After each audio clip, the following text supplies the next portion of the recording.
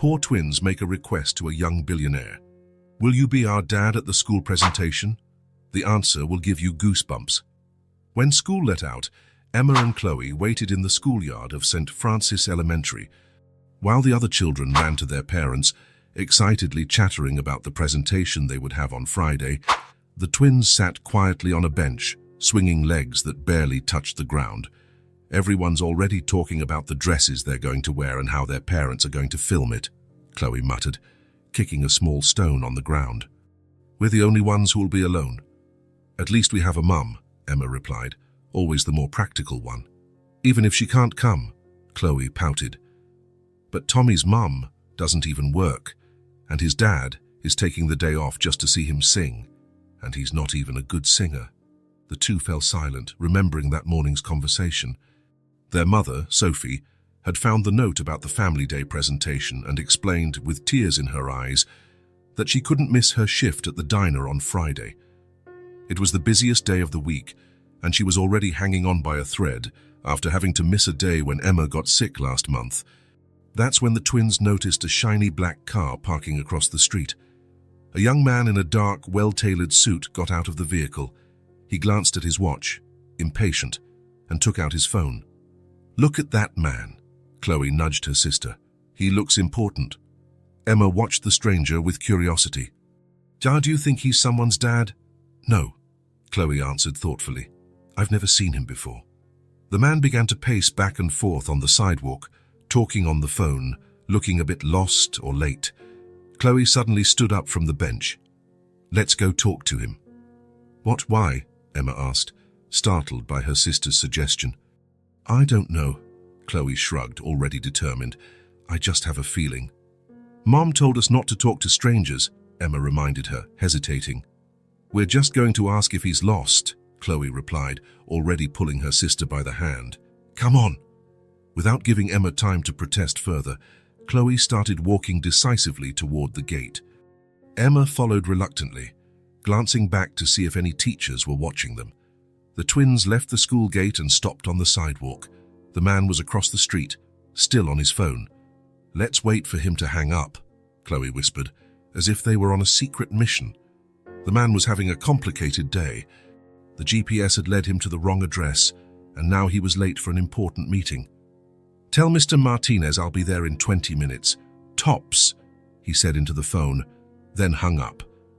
That's when he noticed two identical little girls watching him from across the street. They wore simple school uniforms and had light brown hair tied in pigtails. They were looking at him with undisguised curiosity. He smiled slightly, amused by the situation. He gave the girls a brief wave and turned his attention back to his phone, trying to figure out the right way to go.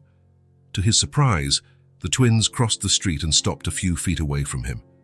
One of them, apparently the bolder one, took a step forward. "Hi. Are you lost?"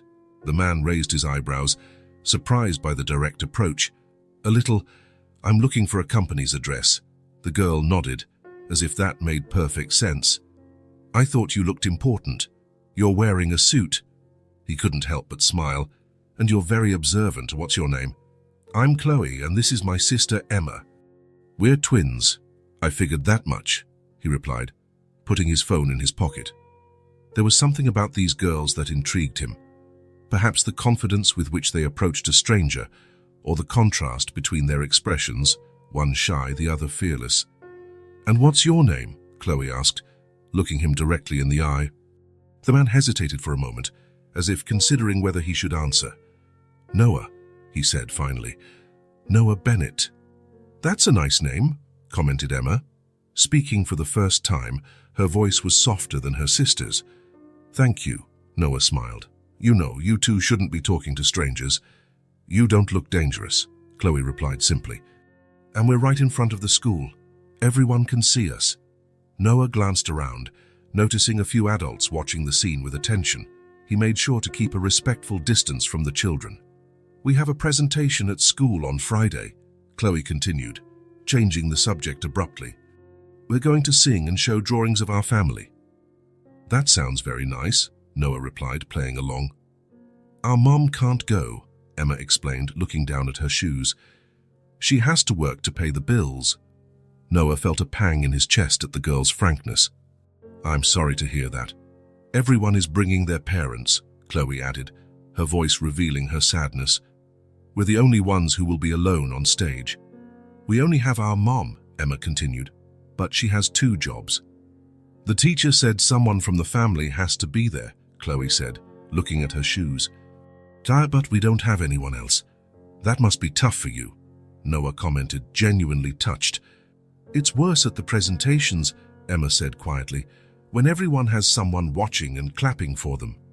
Tommy is bringing his mom and dad, Chloe recounted, crossing her arms, and he can't even sing right. He sounds like a frog. Noah couldn't hold back a laugh. And you two, do you sing well? The teacher says we do, Emma replied with a small smile. We practiced a lot. I'm the best in the class, Chloe stated with conviction, but no one will be there to see it. I'm sure you'll do great, Noah said, glancing at his watch.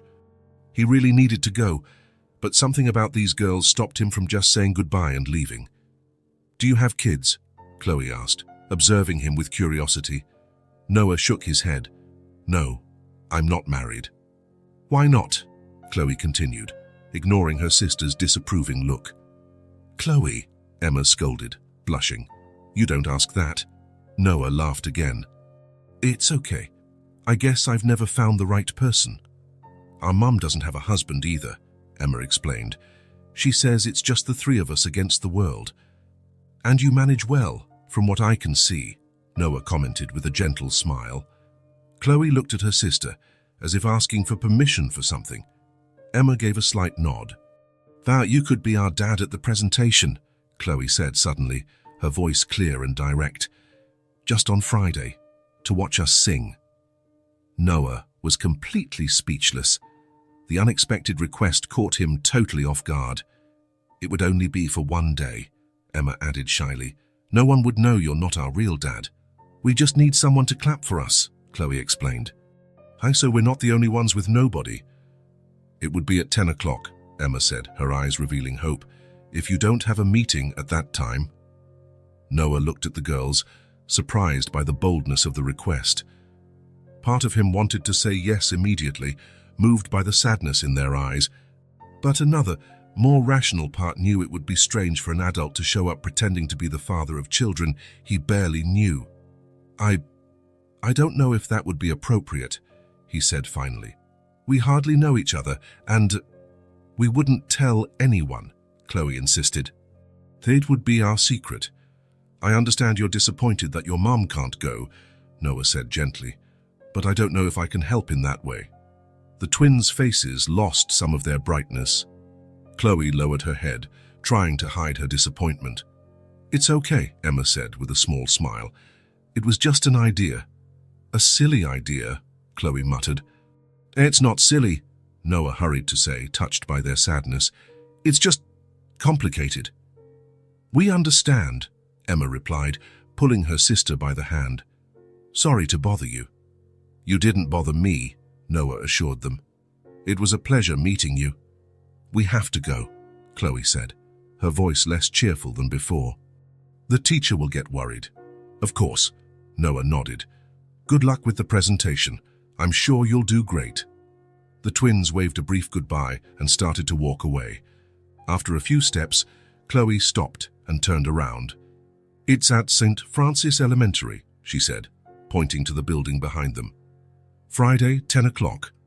In case you change your mind. Before Noah could respond, the girls had already crossed the street and were entering the school gate. He watched them until they disappeared into the yard. His phone rang, bringing him back to reality. It was his assistant wanting to know why he hadn't arrived at the meeting yet. I'm on my way, Noah replied, getting into his car. As he drove, he couldn't get the encounter with the twins out of his head. There was something about them that had touched him deeply. The request for him to pretend to be their father for a day was absurd. Of course, he barely knew them. He had no obligation to them. And yet, the thought of them being alone on stage, while all the other children had their parents in the audience, bothered him more than he wanted to admit. St. Francis Elementary, he muttered to himself. Friday, 10 o'clock. On Friday, the auditorium of St. Francis Elementary was packed with eager parents, some with cameras, others with flowers to give their children after the show. Backstage, the children were getting ready, adjusting their clothes and rehearsing their lines one last time. Amid the hustle and bustle, the twins stood quietly in a corner, already resigned to the fact that they would be the only ones without anyone in the audience. "Do you think he'll come?" Emma asked, as she straightened the bow on her sister's dress. Chloe shrugged, trying to seem indifferent. "Of course not. He didn't even say he would." "But he didn't say he wouldn't either," Emma argued, ever the optimist. "He's an important man," Chloe replied. "He must have more important things to do than pretend to be the dad of 2 girls he doesn't even know." "It was a silly idea," Emma sighed. "It was," Chloe agreed, although her eyes revealed she still held a small glimmer of hope. The teacher began to call the children into formation. "Kindergarten class, you're next. Remember to smile." The twins stood side by side, holding their drawings. As the curtain opened, their eyes immediately scanned the audience, more out of habit than hope. The rows were filled with smiling parents, some with cameras, others waving excitedly to their children. Several children proudly pointed to their parents in the audience. The twins felt that familiar pang of sadness, seeing all the seats occupied by complete families, while they had no one. And then, almost at the back of the auditorium, leaning against the wall as if he had arrived too late to get a seat, they saw him. Noah Bennett was there, wearing a dark suit, watching the stage intently. When his eyes met the twins, he smiled and gave a discreet wave. Emma's and Chloe's faces lit up simultaneously. The surprise and joy were so intense that for a moment they forgot where they were. They squeezed each other's hands, barely able to contain their excitement. "He came," whispered Emma, without taking her eyes off Noah. "I knew it," Chloe replied, though her tone of voice betrayed that she was also surprised. The show began. One by one, the children showed their drawings and sang little songs about family. When it was the twins' turn, they stepped forward to the center of the stage with a confidence they hadn't felt moments before.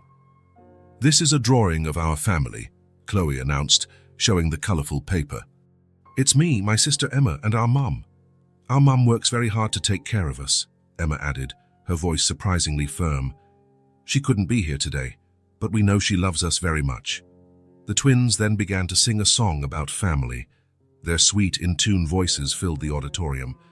Throughout the performance, their eyes constantly sought out Noah at the back of the room. He smiled and watched them attentively, as if he really were the proud father they had asked him to pretend to be. When they finished, the auditorium erupted in applause. Noah clapped more enthusiastically than anyone, and the twins could have sworn they saw a glint of emotion in his eyes. At the end of the presentation, while the other children ran to hug their parents, Emma and Chloe came down from the stage and walked shyly over to Noah. "You really came," Chloe said, her eyes shining. "You were incredible," Noah replied, genuinely impressed. "You sing very well." "Thank you for coming," said Emma, more reserved, but just as happy. "No one has ever—" She didn't complete the sentence, but she didn't have to. Noah understood what she meant. "It was my pleasure," he replied, feeling an unexpected emotion. "You invited me, and I couldn't miss it." "The other kids thought you were our real dad," Chloe recounted proudly. "We didn't say you weren't." Noah felt a lump in his throat. How could 2 children he barely knew affect him so much? "It's okay," he said, smiling. "Our secret." The twins smiled back, and in that moment, something shifted inside Noah. Maybe it was their innocence, or the way they looked at him with admiration, or simply the fact that they had trusted him, a complete stranger, to fill, even for a few hours, a void in their lives. "Shais, you were great," he repeated, not quite sure what else to say. "Truly. Thanks for being our dad today," Chloe said, with that disarming frankness that seemed to be her trademark. Noah nodded, not trusting his voice to reply. "We have to go now," Emma explained. "The teacher is calling everyone back to the classroom."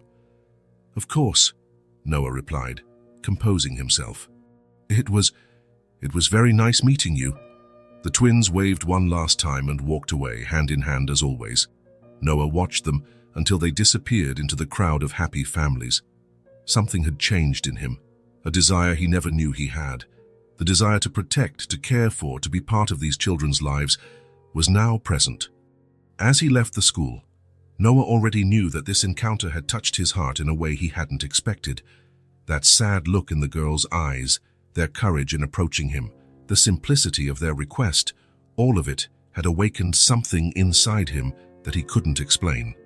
What he didn't imagine was how that simple, innocent request would change his life forever.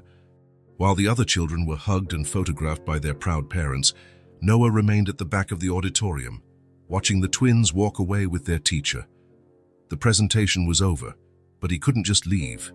Those girls had broken through barriers he didn't even know existed, and now he found himself inexplicably connected to them.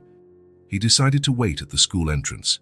Classes hadn't ended yet, but the Family Day presentation had been a special event.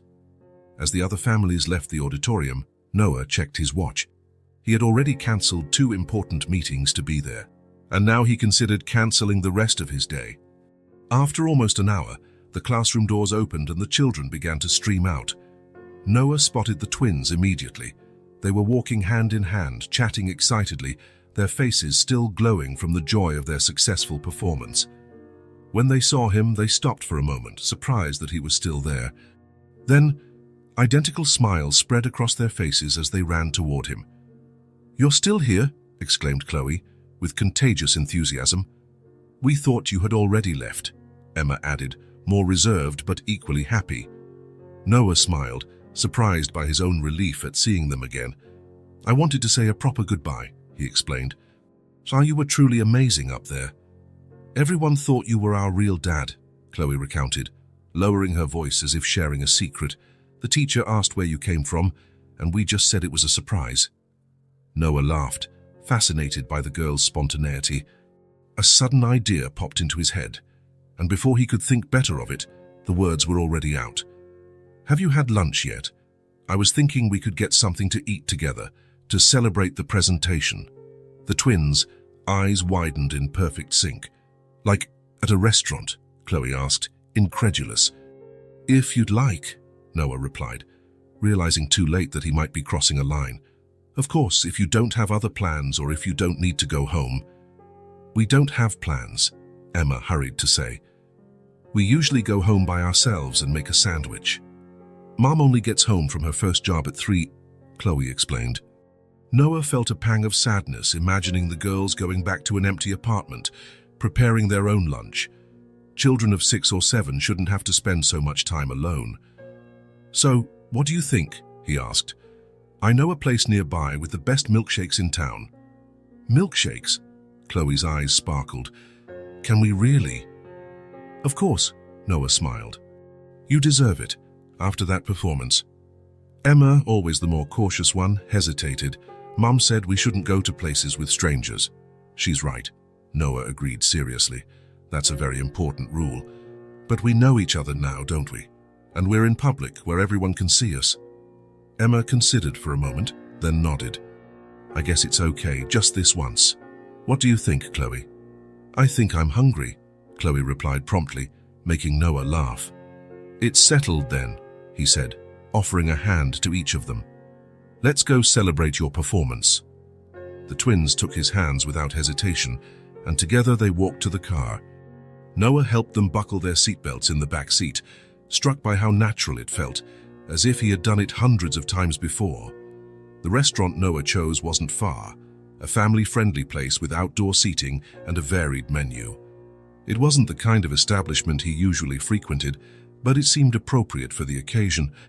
Seated at a table on the patio, with colorful umbrellas shielding them from the sun, Noah watched the twins study the menu with solemn expressions, as if it were a task of extreme importance.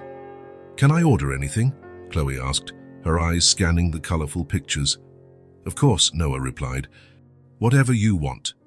"Even French fries?" Emma asked, almost in a whisper, as if afraid of pushing her luck. "Especially French fries," Noah confirmed, feeling a strange mix of joy and sadness. It was evident that a simple lunch at a restaurant was a rarity for them. After placing their orders, burgers, fries, and chocolate milkshakes for the girls, and a sandwich for Noah, they fell into a surprisingly easy conversation. "So, do you always walk home from school by yourselves?" Noah asked, trying to keep his tone casual. Emma nodded. "Most of the time. Mom works at a store in the morning and at a restaurant at night. She only has Sundays off," Chloe added, playing with the straw of her milkshake. "But even then, she sometimes picks up an extra shift." "That must be hard for you," Noah commented. "We manage," Emma replied with a maturity that didn't match her age. "I know how to heat up food in the microwave, and we already know how to take showers by ourselves. And do our homework," Chloe added proudly. "I help Emma with math, and she helps me with reading." Noah felt a lump form in his throat. These children had already learned to be independent in a way no child should have to. "Mom said it will be easier when she finishes college," Emma explained, as if feeling the need to defend her mother. "She studies at night, when we're already asleep." "Your mother sounds like an incredible person," Noah commented sincerely. "Working, studying, and taking care of you." "She's the best mom in the world," Chloe affirmed with conviction. "But sometimes we wish we had a dad too." Emma nudged her sister, as if scolding her for her frankness, but Chloe just shrugged. "It's true," she insisted. "Everyone at school has a dad except us." You've never met your father?" Noah asked hesitantly, unsure if he was treading on forbidden territory. The twins shook their heads simultaneously. "Mom said he left before we were born," Emma explained. "She doesn't really like to talk about it." "But we have pictures of him," Chloe added. "Mom keeps them in a box under her bed." "Chloe," Emma chided, "we're not supposed to go through Mom's things." "I didn't go through them," Chloe defended herself. "I saw it when I was looking for my lost sock." Noah watched the interaction with fascination. It was clear that, despite their identical appearances, the girls' personalities were completely different, one cautious and responsible, the other impulsive and direct. "Do you have a lot of friends at school?" Noah asked, deliberately changing the subject. The conversation flowed naturally as they ate. The twins told him about their teachers, their favorite subjects, their classmates. Noah listened with genuine interest, asking questions and laughing at the stories they told with such enthusiasm. "And you?" Chloe asked suddenly, as she finished her milkshake. "Were you always rich?" "Chloe!" Emma exclaimed, looking mortified. "I'm sorry," she added, looking at Noah. "She has no filter," Noah laughed. "It's okay. And no, I wasn't born rich. In fact, I grew up in very different circumstances than I have today." The twins looked at him with renewed curiosity.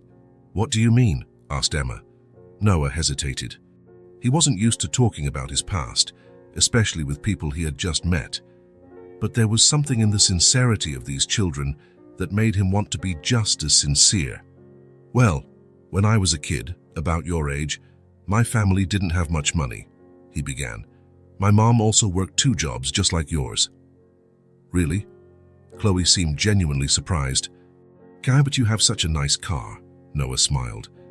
"That came much later. When I was little, we lived in a very small apartment, and sometimes it was hard to pay all the bills." "Were you also home alone?" Emma asked. "Often," Noah confirmed. "And I also had to learn to fend for myself early on." "And your dad?" Chloe asked directly. "Did he leave like ours did?" Noah felt a pang as he remembered his father. Not exactly. He was physically present, but he had problems. He drank a lot, and he wasn't a very responsible person.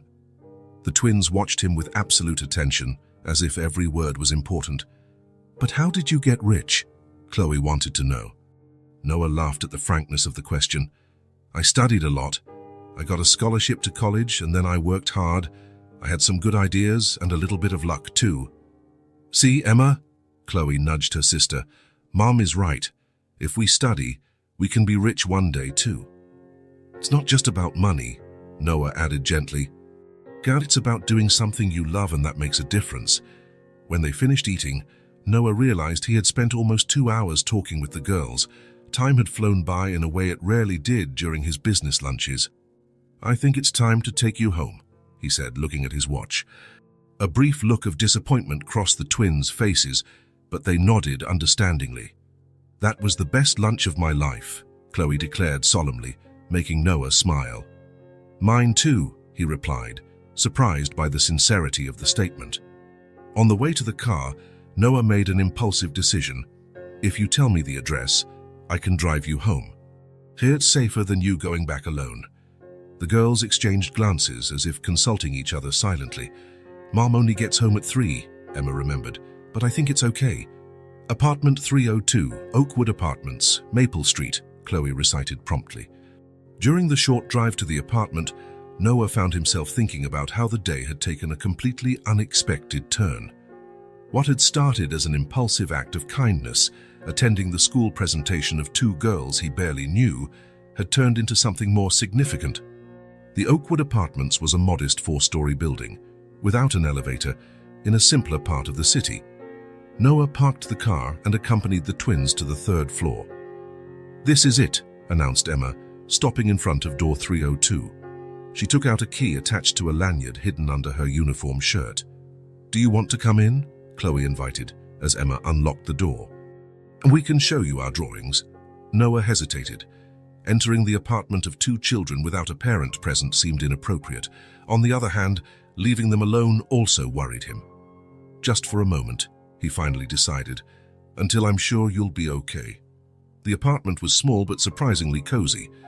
A combined living room and kitchen, 2 small bedrooms visible through ajar doors, and a bookshelf filled with books that took up almost an entire wall.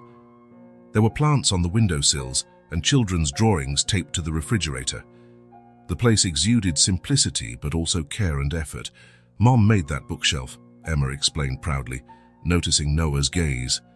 "She likes to fix things, and those are our plants." Chloe pointed to the small pots on the windowsill. "We take care of them every day." Noah was about to comment on the apartment when he heard the sound of keys at the door. The twins turned, surprised. "It's Mom!" exclaimed Emma. "She never gets home this early." The door opened, and a young woman entered carrying a grocery bag. She looked tired, but smiled when she saw her daughters, until she noticed Noah standing in her living room. The smile vanished instantly, replaced by an expression of shock. The bag slipped from her hands, scattering apples across the floor. "Girls, who is—" she began, but her voice failed as she looked directly at Noah. "Mom, this is Noah," Chloe explained excitedly, seemingly oblivious to the sudden tension. "He came to our presentation today.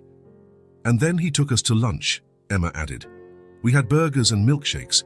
Sophie Bennett remained motionless, her face now as pale as paper. Her eyes, identical to her daughter's, were fixed on Noah, a mixture of recognition and poorly concealed panic. "A pleasure to meet you," Noah said, extending his hand automatically, even as he sensed something strange was happening. "The girls invited me in. I hope you don't mind." "Your face looks familiar," he added, trying to understand why the woman in front of him seemed so disturbed by his presence. Sophie swallowed hard, forcing a tense smile as she bent down to pick up the scattered apples.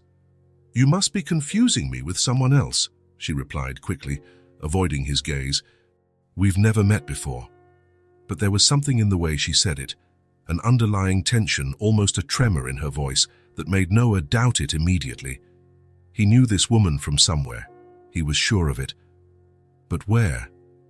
"Mom, Noah grew up without much money too, just like us," Chloe exclaimed, oblivious to the palpable tension between the adults.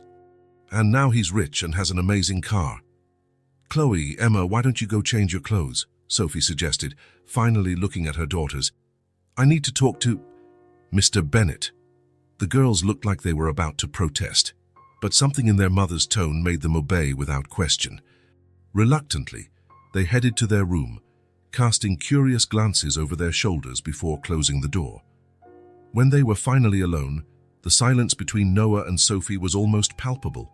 He watched her more closely, the light brown hair tied in a simple bun, the tired but still intensely green eyes identical to her daughter's. "Gus, I really feel like I know you from somewhere," Noah insisted gently. Sophie took a deep breath as if gathering courage. Her eyes finally met his, and in that moment, Noah felt something, a connection, a memory trying to surface.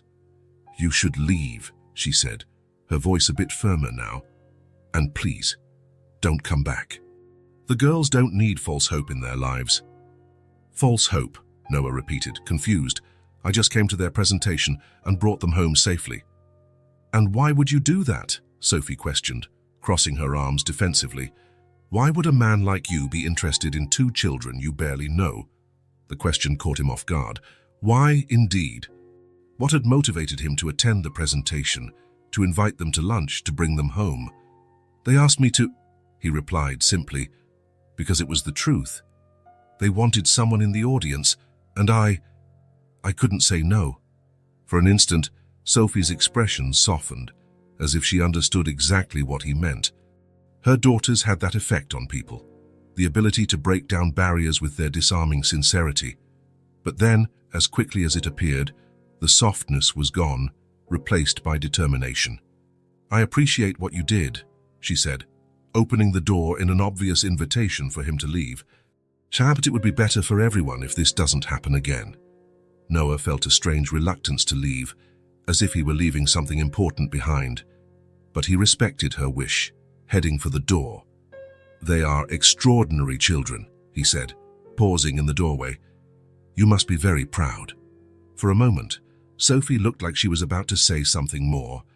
There was a visible struggle in her eyes, as if she were debating some important decision internally.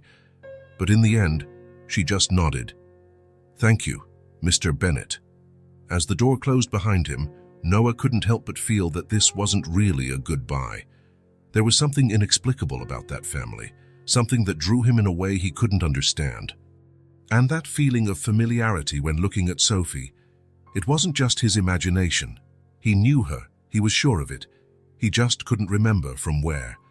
3 days had passed since the tense encounter at the twins' apartment, and Noah couldn't stop thinking about them. The image of the girls singing on stage, their faces lit up at seeing him in the audience, the simplicity with which they shared their lives over lunch, it all kept coming back to his mind at the most unexpected moments. And then there was Sophie, with her startled look of recognition. Noah still couldn't remember where he had met her before, but he was sure their paths had crossed at some point. The way she reacted made it clear that it hadn't been just any encounter.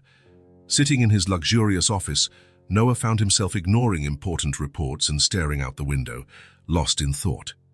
His assistant had already asked twice if everything was okay, noticing his unusual distraction. Mr. Bennett? Sarah called from the door, interrupting his reflections. The CFO is waiting for the 2 o'clock meeting. Cancel it, Noah replied abruptly. Cancel all my appointments for the rest of the day. The assistant hesitated, surprised by the request. In 6 years of working for him, she had rarely seen him cancel meetings without an urgent reason. Did something happen? She asked, concerned. Noah shook his head, already grabbing his jacket. No, nothing serious. I just need to take care of a personal matter. 20 minutes later, he was parking his car in front of a large shopping mall. He didn't have a specific plan, just an impulse he couldn't explain even to himself. As he walked through the bright corridors of the department store, he stopped in the children's section. School uniforms and sneakers, backpacks, notebooks. The shelves were full of items that most parents bought without a second thought, but which for some families represented significant sacrifices. Noah remembered Emma's casual comment during lunch about how they had to save everything, even colored pencils, to make them last the whole year. Without hesitation, he began to select items, 2 complete sets of uniforms for each girl, new backpacks, notebooks, pencil cases filled with colored pencils, and sneakers, comfortable and good quality, not the cheapest ones on the shelf. He remembered how the girls had mentioned they liked to draw, so he added pads of special paper and a watercolor paint set. When he got to the checkout, the cashier looked at the amount of purchases with curiosity. Twins? She asked, smiling as she scanned the duplicate items. Noah nodded, surprised at how the idea didn't seem strange. Yes, 2 girls. They're lucky, the woman commented, looking at the quality of the items he had chosen. They're going to love these, especially these watercolors. My daughter has a similar set. Noah paid without paying attention to the total amount, a sum that was insignificant to him, but probably represented a full month's salary for Sophie. With his arms full of bags, he drove to the Oakwood apartments. With every block he got closer, He questioned his decision. Sophie had made it clear she didn't want to see him again. Was he overstepping boundaries, invading the life of a family he barely knew? But then he remembered the look in the twins' eyes when they mentioned having to save school supplies, the visibly faded and too small uniforms, and he decided to go ahead. In the worst-case scenario, Sophie would refuse the things, and he would donate them to a charity. He climbed the 3 flights of stairs and stopped in front of door 302. He took a deep breath and rang the doorbell. It was the twins who answered, their identical faces lighting up instantly upon seeing him. "Noah!" they exclaimed in unison, Chloe immediately throwing herself into his arms for a hug while Emma smiled more shyly.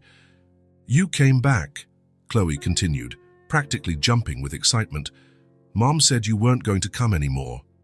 "Chloe," Emma gently chided her, always more mindful of social graces.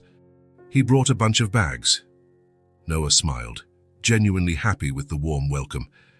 "I brought a few things for you. May I come in?" "Of course." Chloe pulled him by the hand, while Emma looked hesitantly toward the inside of the apartment. "Mom's in the shower," she explained. "She just got home from work." "Even better," Noah commented, stepping inside and placing the bags on the floor of the small living room. "I want to surprise all 3 of you." The twins' eyes widened when they saw the number of packages. "Is all this for us?" Chloe asked, incredulous. "So open them and see," Noah encouraged, feeling a wave of satisfaction at their excitement. He didn't have to say it twice. The girls began to explore the bags with enthusiasm, taking out each item with almost reverent care. Their eyes grew wider with each discovery. "Look, Emma," Chloe exclaimed, holding up one of the new uniforms. "It's the right size." Emma was already examining the pencil case full of colored pencils, running her fingers over each one as if they were tiny treasures. "There are 36 different colors," she murmured, amazed. But it was when they found the sneakers that Noah saw the reaction that touched him the most. Emma picked up one of the pairs and held it so carefully it seemed she was holding something extremely fragile. "My foot was hurting, but Mom didn't have money," she said quietly, almost as if talking to herself. Her big eyes met Noah's. "How did you know?" Noah felt a lump in his throat. There was no way he could have known. It had just been a guess, based on his own childhood, when a new pair of sneakers was a rare luxury. "I just thought you'd like them," he replied simply. At that moment, the bathroom door opened and Sophie appeared, wearing simple clothes and with damp hair. She froze when she saw Noah, and then her eyes registered the open bags, the scattered gifts, and her daughter's radiant faces. "What is going on here?" she asked, her voice a mix of surprise and concern. "Mom, look what Noah brought," Chloe exclaimed, running to show her the new uniform. "And there are backpacks and pencils and sneakers and even real watercolors." Sophie looked at the bags from expensive stores, at the clearly pricey items, and her face flushed intensely. She crossed her arms, as if trying to protect herself. "Girls, can you go to your room for a minute? I need to talk to Mr. Bennett." The twins exchanged worried glances, sensing the tension in the air. "But Mom," Chloe started to protest. "Just a minute," Sophie repeated more firmly. Reluctantly, the girls left the room, carrying some of the gifts, casting glances over their shoulders. When they were alone, Sophie turned to Noah, keeping her voice low so the girls wouldn't hear. "What are you doing?" she asked. "Didn't I ask you to stay away from my daughters?" Noah remained calm. "I just wanted to help. I saw they needed these things and—" "I can take care of my daughters," Sophie interrupted, her pride clearly wounded. "We don't need charity." "It's not charity," Noah replied softly. "It's just a gift. The girls welcomed me with open arms when I needed to be somewhere that day. They made me feel part of something. That's priceless to me." Sophie stared at him, studying his face as if trying to find any sign of falsehood. But all she saw was sincerity. Exhausted after a long day of work, she sank onto the sofa, her defensive posture suddenly crumbling. "You don't understand," she said, her voice now almost a whisper. "It's not just about the gifts. It's about expectations. They've already grown attached to you, and when you get tired of this and disappear, who's going to explain it to them? The question hit Noah like a punch. He had never considered that. What would happen next? He had acted on impulse, moved by a connection he couldn't explain. "I'm not going to disappear," he replied, surprised by his own certainty. "Unless you really want me to go." Sophie sighed deeply, running her hands over her tired face.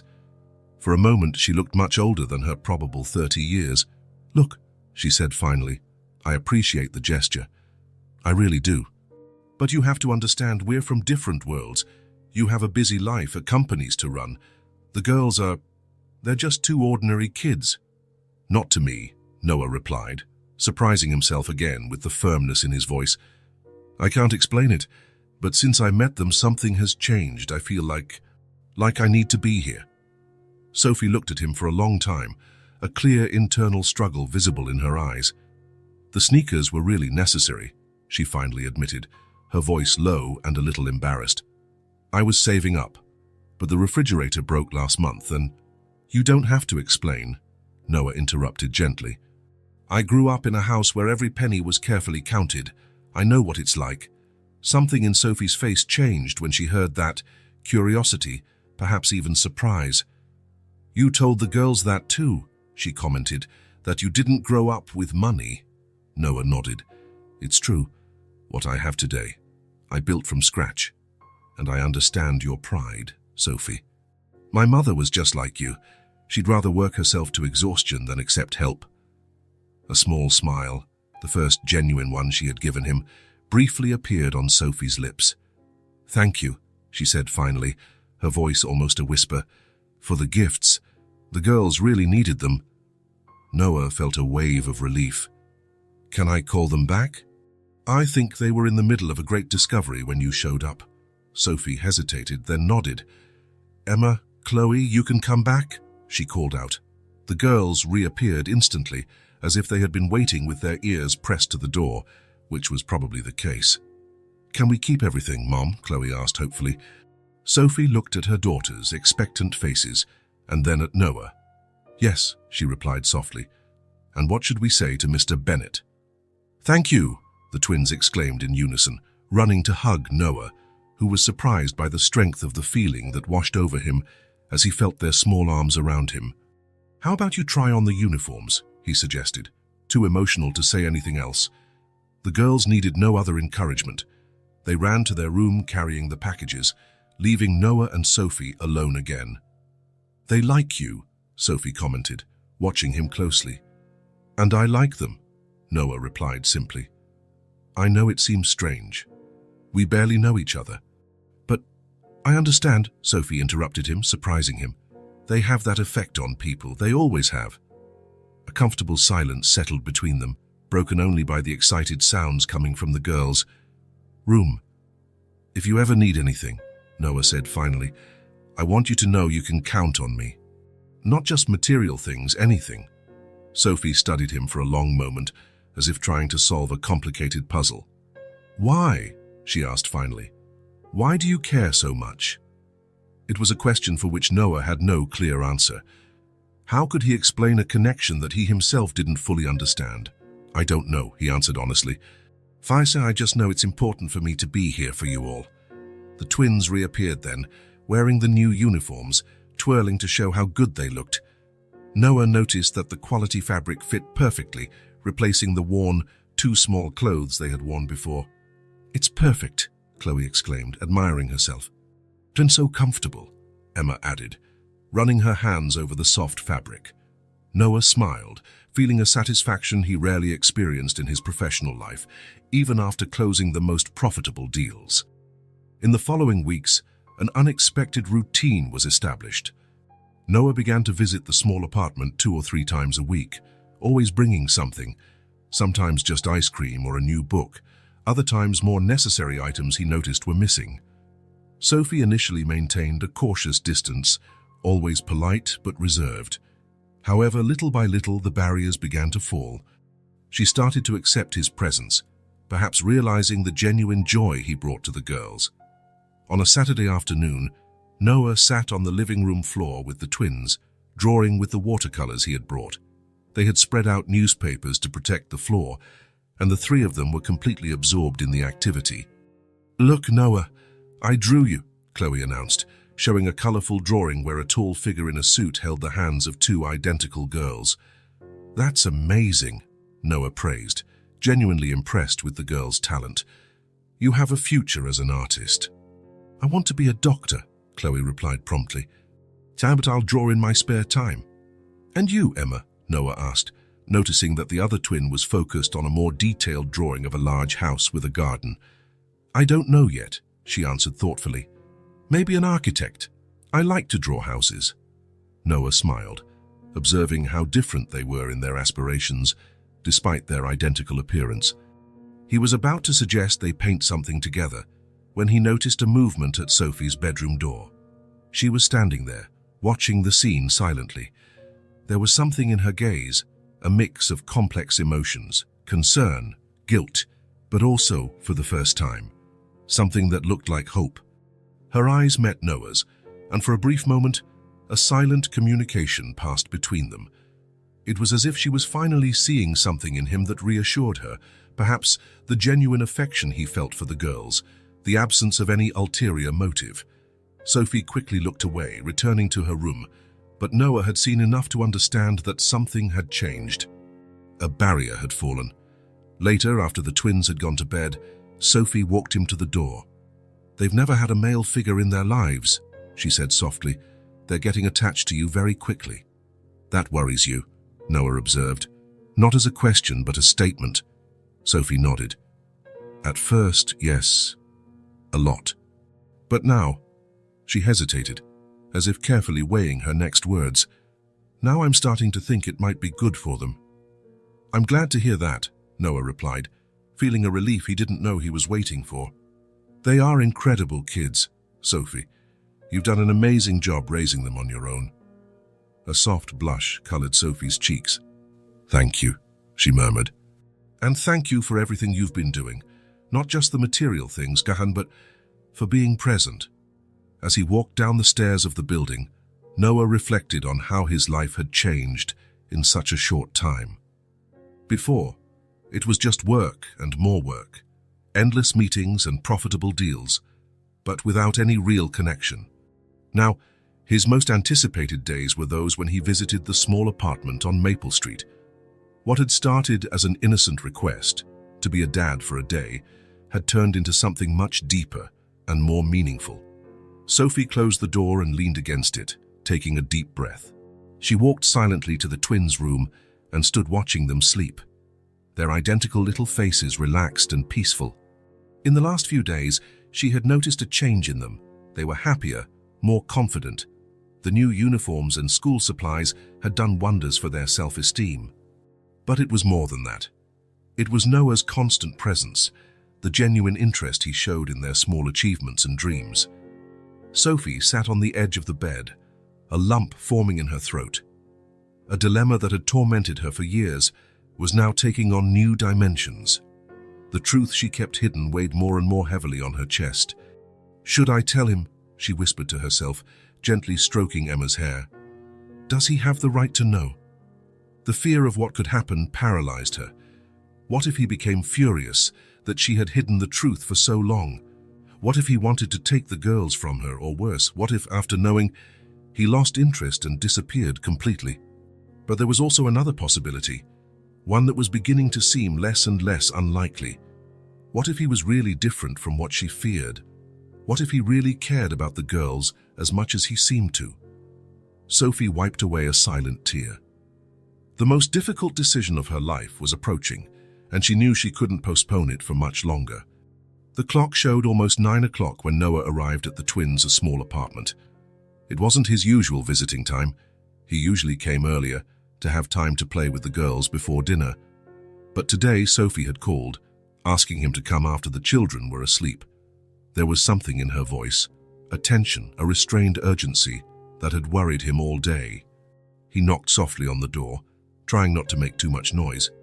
Sophie answered almost immediately, as if she had been waiting near the entrance. Her eyes looked tired, with small shadows underneath that he had never noticed before.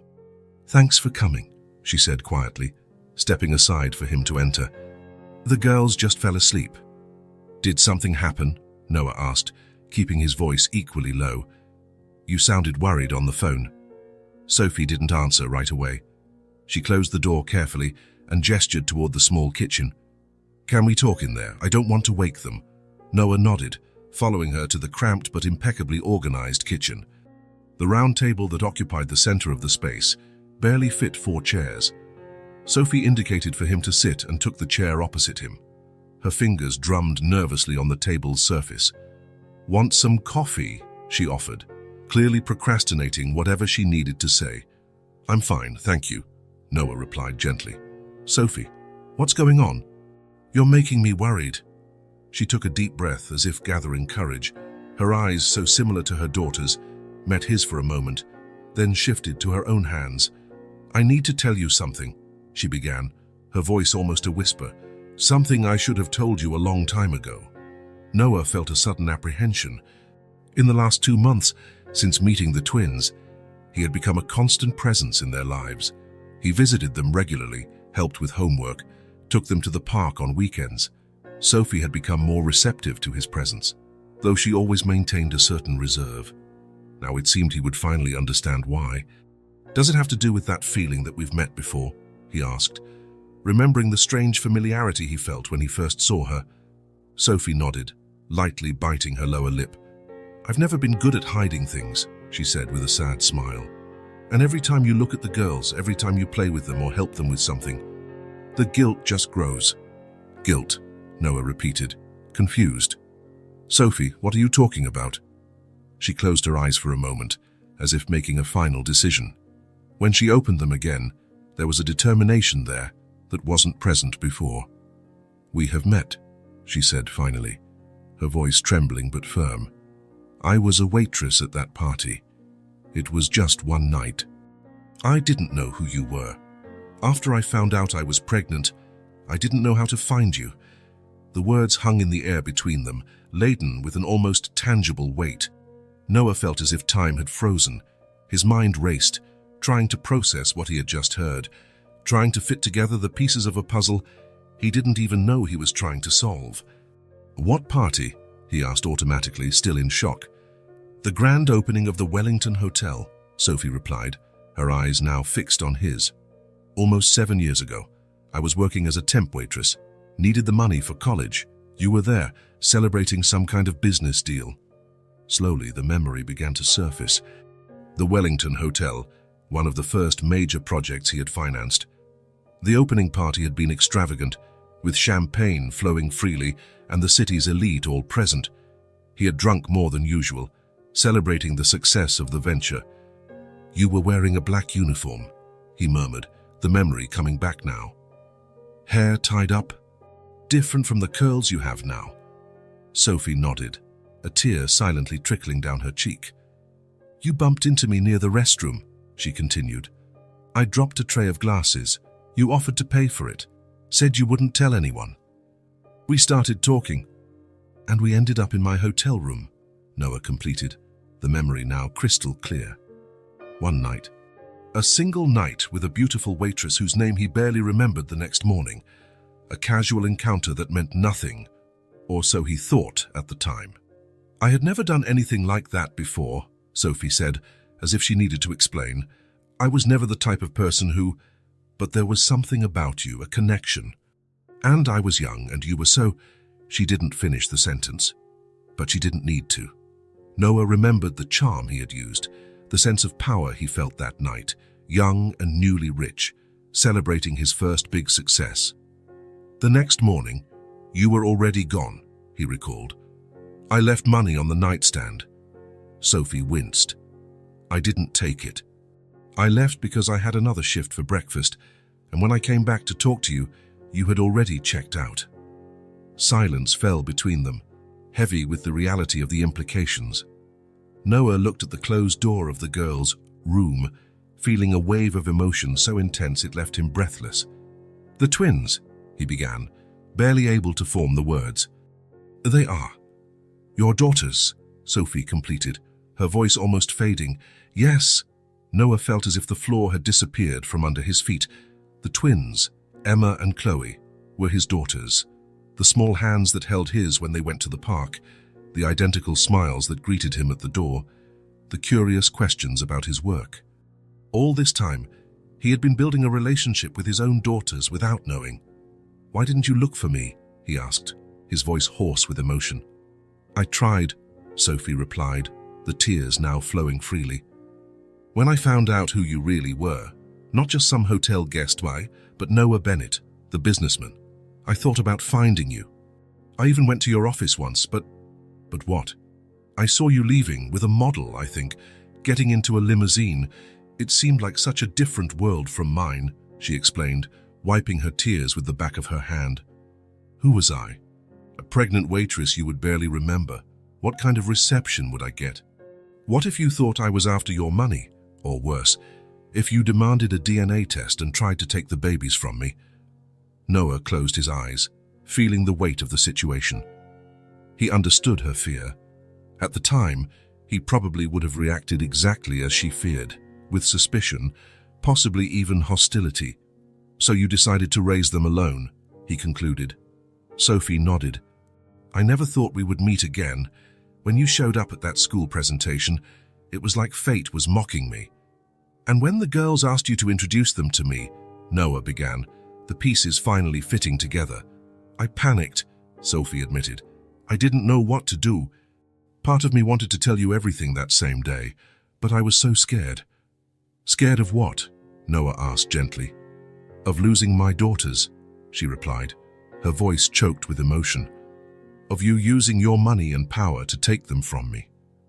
Or worse, of you rejecting the idea completely and breaking their hearts." Noah fell silent, absorbing it all.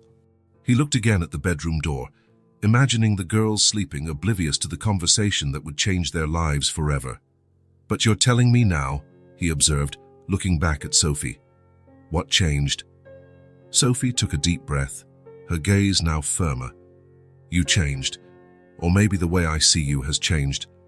For the last 2 months, you've been different from what I imagined. The way you treat the girls, how you respect our boundaries, how you genuinely care." She hesitated, then continued. "They deserve to know who their father is, and you deserve to know you have 2 wonderful daughters." Noah felt the pieces finally fall into place. The inexplicable connection he had felt upon meeting the twins, the familiarity in Sophie's face, the way he felt so comfortable in that small apartment, it all made sense now. He was a father to 2 incredible girls who had already captured his heart before he even knew they shared his blood. The night had been long for Sophie. After Noah left, she remained sitting in the small kitchen for hours, replaying the conversation, the expression of shock on his face when he finally understood the truth. He hadn't yelled or made threats as she had feared for so many years. Instead, he had been silent, processing the information, asking questions with a calmness she hadn't expected. When they finally said goodbye, Noah had asked for some time to absorb it all. "I need to think," he had said, his voice hoarse with emotion. "This changes everything." Sophie had agreed, knowing he deserved that space. They agreed that she would talk to the girls first, preparing them for the truth that, in a way, they already seemed to sense. Now the next morning, Sophie felt exhausted but strangely light, as if a huge weight had been lifted from her shoulders. The truth was finally out, after so many years of secrecy. Emma and Chloe woke up early, as they always did on Saturdays, eager to enjoy the day. Usually, Noah would show up around 10 thrown, perhaps to take them to the park or the children's museum.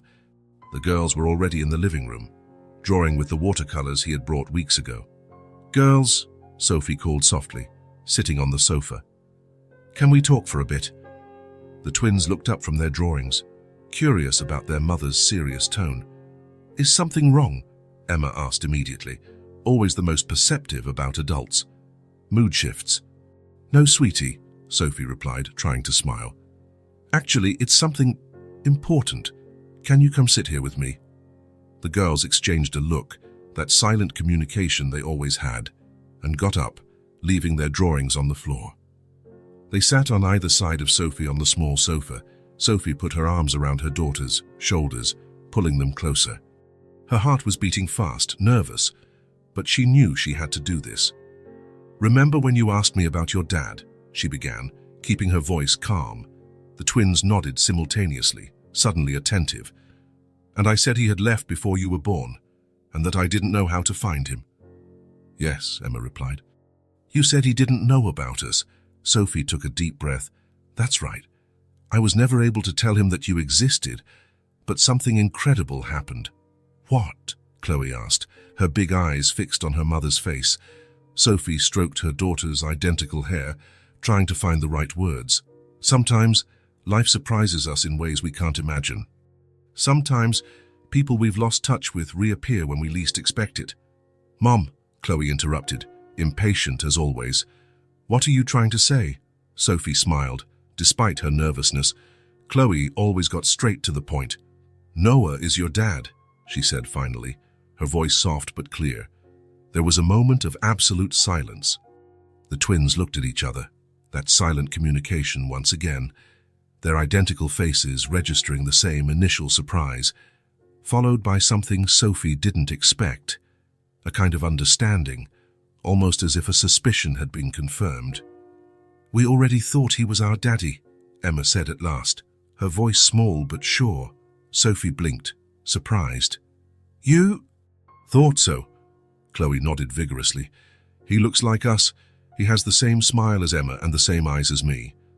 And he just showed up out of nowhere, after we wished for a dad," Emma added, with the simple and direct logic of children. It seemed too magical to be a coincidence.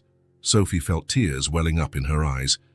All this time, while she had tortured herself with secrets and fears, her daughters had made the connection with the pure intuition that only children possess. "But you said you didn't know where our dad was," Chloe remembered, frowning in confusion. "And I didn't," Sophie confirmed. "It was truly a coincidence that he showed up at your school that day. I had no way of knowing he would be there, or that you would find him. So it really was magic," Chloe concluded with conviction. Sophie smiled through her tears. "Maybe it was. Sometimes life works in mysterious ways." "Why didn't you tell us sooner?"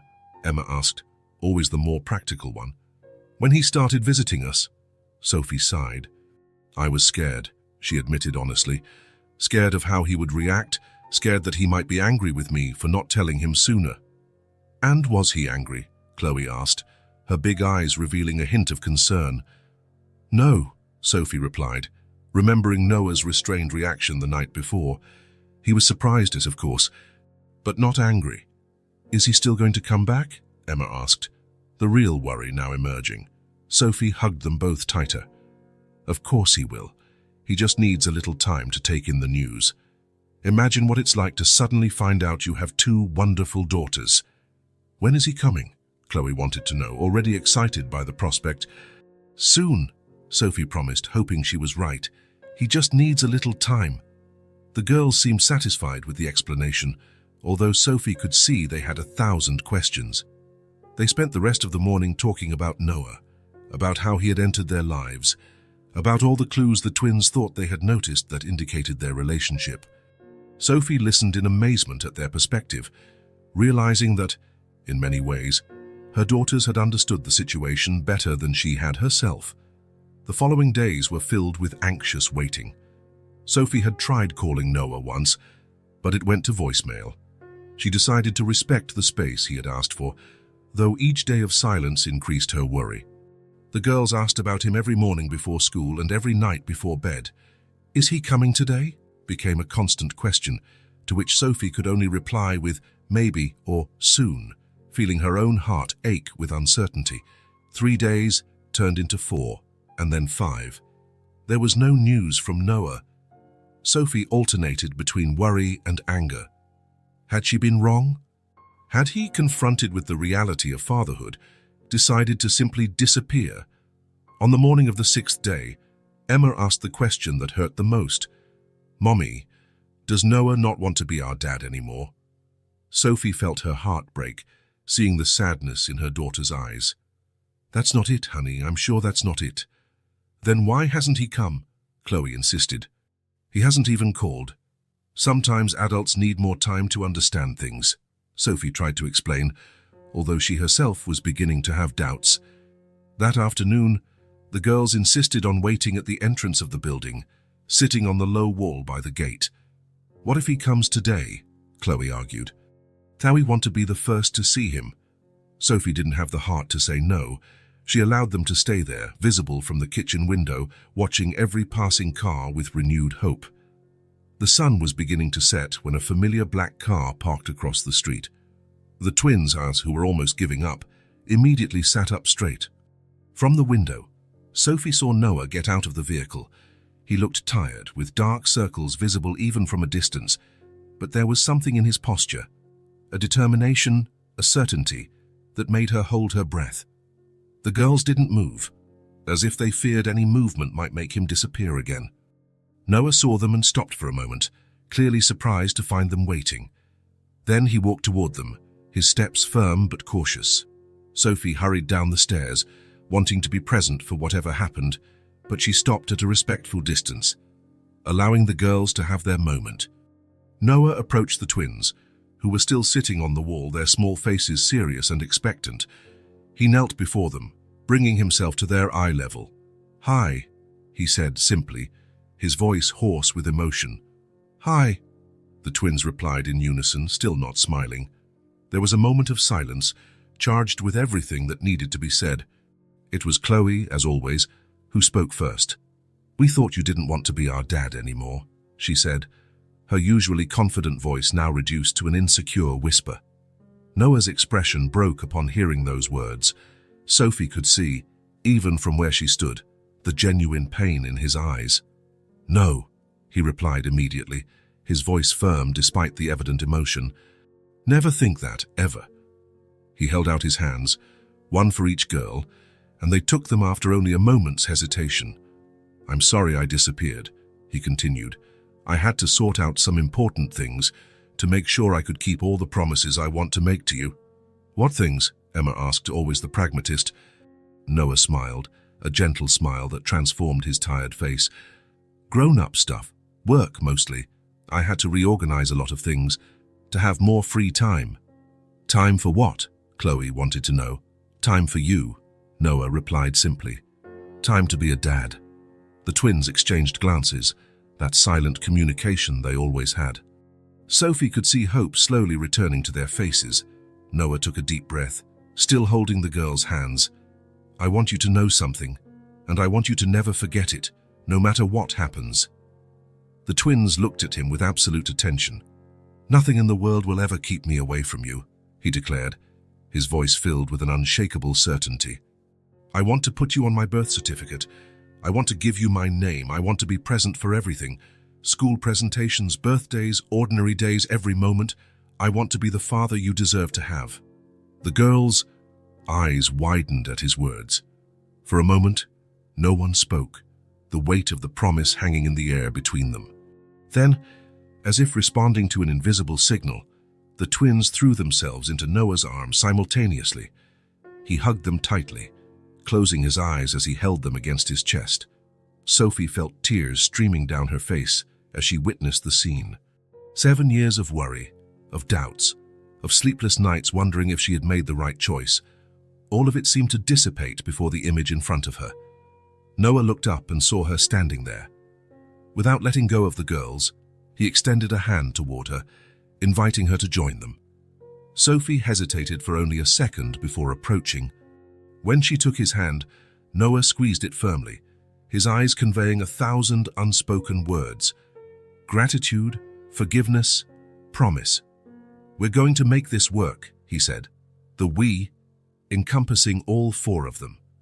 "Together." Sophie nodded, unable to speak through the tears of relief that now flowed freely. For the first time in years, she allowed herself to believe that maybe, just maybe, they could truly be a family. 3 weeks had passed since the revelation. 3 weeks of adjustments, conversations, and small changes that, together, were beginning to transform 4 individual lives into a family. Noah had kept his promise. He went to the courthouse with Sophie to formalize his paternity of the twins, giving them his last name. Now, Emma and Chloe Bennett officially carried their father's name, a fact they announced with pride to anyone who would listen.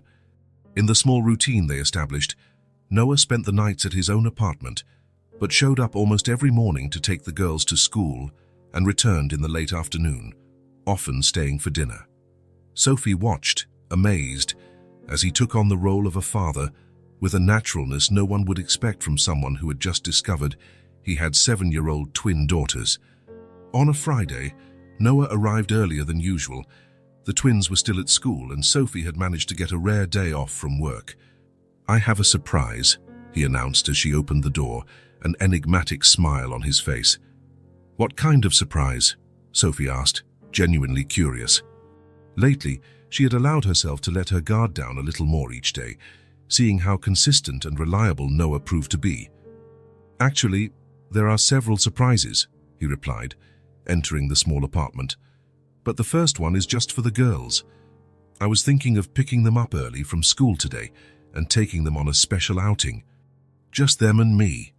Sophie felt a brief moment of hesitation, the protective instinct of a mother who had raised 2 daughters alone for 7 years, but quickly pushed it aside. "They'll love that. They've been talking non-stop about wanting to spend more time with you." "I know this has been an adjustment for all of us," Noah commented, his tone more serious. "Especially for you, having to share the girls after so long alone with them." Sophie appreciated his sensitivity. "It's been easier than I imagined," she admitted. "Seeing their happiness makes up for any adjustment." Noah nodded, clearly pleased with the answer. "So, can I pick them up today? I promised to bring them back for dinner." "Of course," Sophie agreed. "I'll call the school and let them know you'll be picking them up." When Noah arrived at the school, the twins were waiting in the office, their little faces lighting up when they saw him. It was still a novelty for them, being picked up by their dad, being able to say, "My dad is picking me up today," like the other kids. "Where are we going?"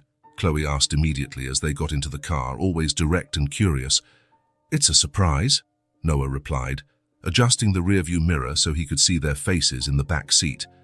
"Or rather, several surprises." "I love surprises," Chloe exclaimed, while Emma just smiled, her enthusiasm more restrained but equally visible in her sparkling eyes. "Is Mom coming too?" Emma asked, always concerned about including everyone. "Today is a special day just for the 3 of us," Noah explained gently. "Or to celebrate us officially being a family." The girls exchanged excited glances.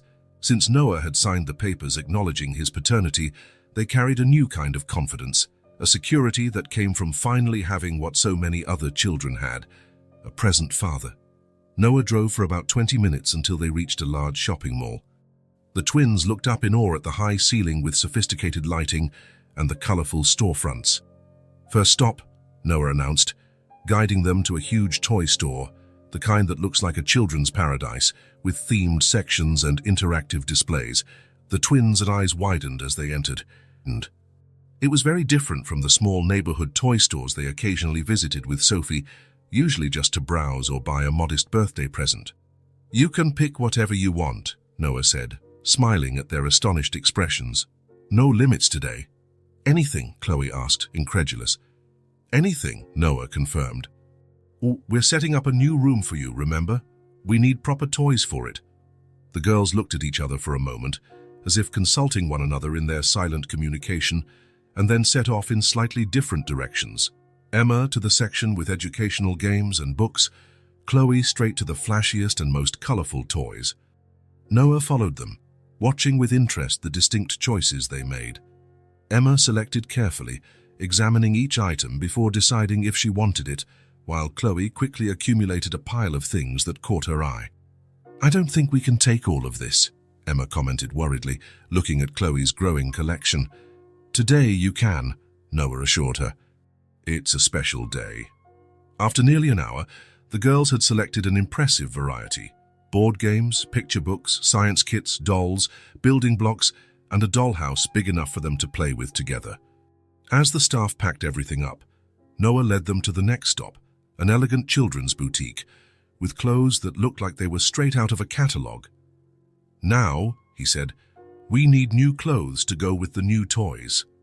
The twins seemed almost intimidated as they entered the sophisticated store. A sales associate approached, smiling kindly. "Can we help you with anything specific today?" "We're looking for a complete wardrobe for my daughters," Noah replied, feeling a special warmth as he said, "my daughters," out loud. "Clothes for all occasions." The sales associate nodded, professional but visibly excited at the prospect of a large sale. "We have beautiful collections for girls. Would you like to see something more casual or clothes for special occasions?" "Both," Noah answered, "and anything they like." Once again, the twins' different personalities emerged. Emma went for the more classic and practical pieces, while Chloe was drawn to everything colorful and eye-catching. The associate, in noticing their preferences, began bringing options that matched each of their styles.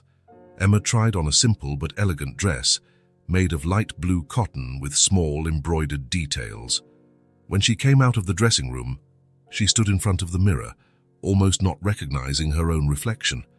"Hi, it looks beautiful on you," Noah commented, genuinely impressed with how the dress brought out the blue in her eyes. His eyes, as he now knew. Emma ran her hands over the soft fabric, an almost disbelieving look on her face. "I've never had such a pretty dress," she murmured, more to herself than to the others. Something about that simple, honest comment hit Noah deeply. The idea that his daughter, his own daughter, had never had something as basic as a pretty dress made his heart ache. In that moment, he promised himself that Emma, Chloe, and Sophie would never again lack for anything. Neither the essentials nor the small luxuries that make life sweeter. By the end of the shopping session, the girls had completely new wardrobes: dresses, pants, blouses, coats, shoes, and even accessories like hair bows and small children's jewelry. "We're not done yet," Noah announced, to the amazement of the twins, who were already thrilled with everything they had received. "So now we're going to choose the decorations for your new room." The decor store was a paradise of colors and styles. Again, the twins' distinct preferences showed, Emma preferring softer tones and delicate patterns, Chloe opting for vibrant colors and more playful themes. "How are we going to decorate one room with such different things?" Emma asked, concerned as she saw the contrasting choices. "Don't worry about that now," Noah replied mysteriously. "Trust me, it will work out."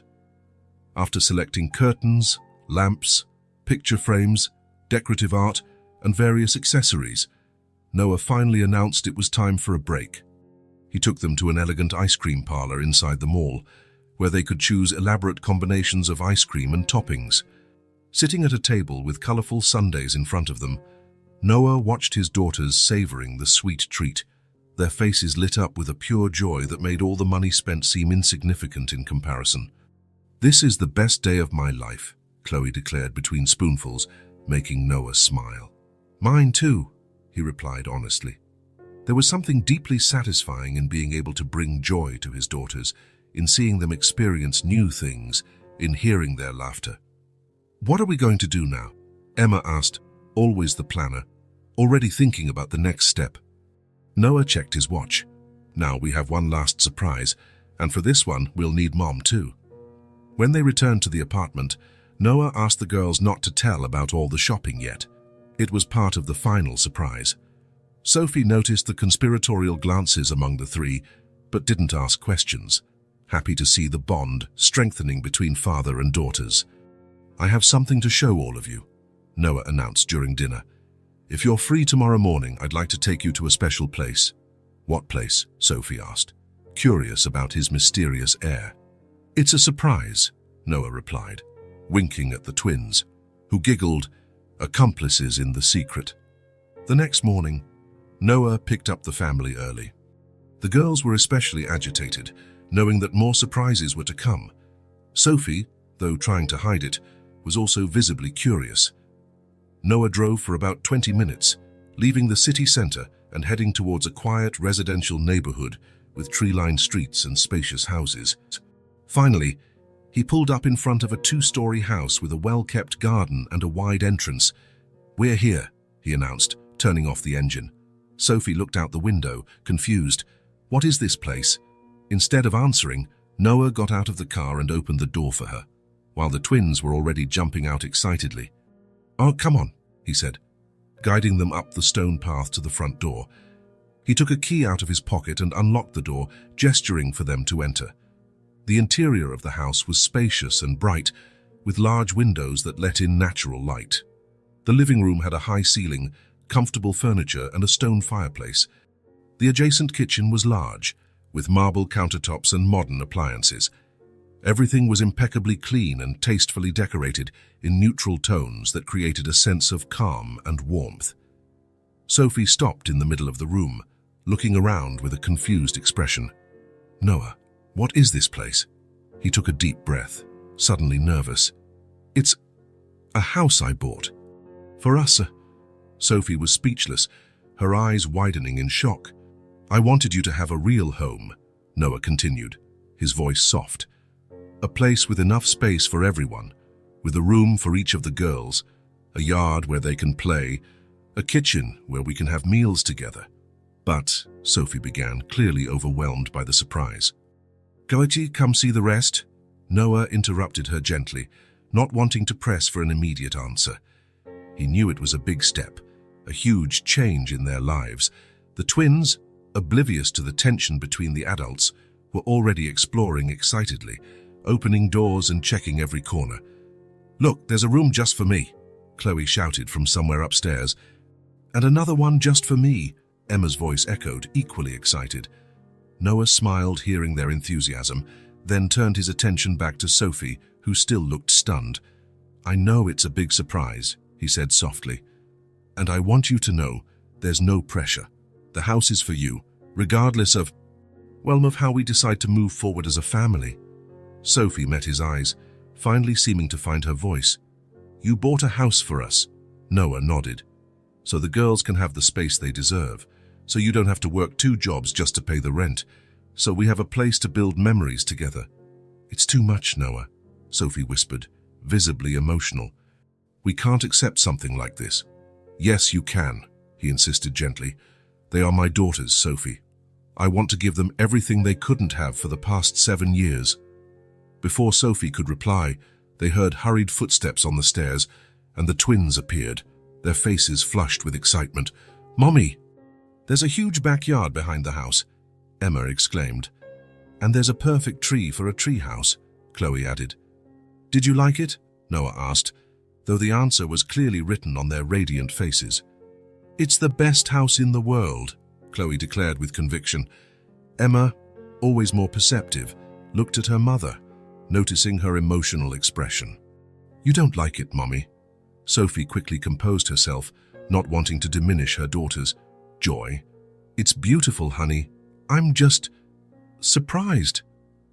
"Are we going to live here?" Chloe asked directly, looking between the 2 adults. Noah left the question for Sophie to answer, not wanting to pressure her. Sophie took a deep breath, looking around once more, at the spacious and welcoming house, at Noah's hopeful face, at her daughter's shining eyes. Her every protective instinct wanted to refuse, to maintain her independence, not to accept something so grand. But there was also a new voice inside her, one that spoke of possibilities, of a future where her daughters would have everything they deserved, where she herself could finally breathe without the constant weight of financial worries. "I think so," she finally replied, her voice soft but firm.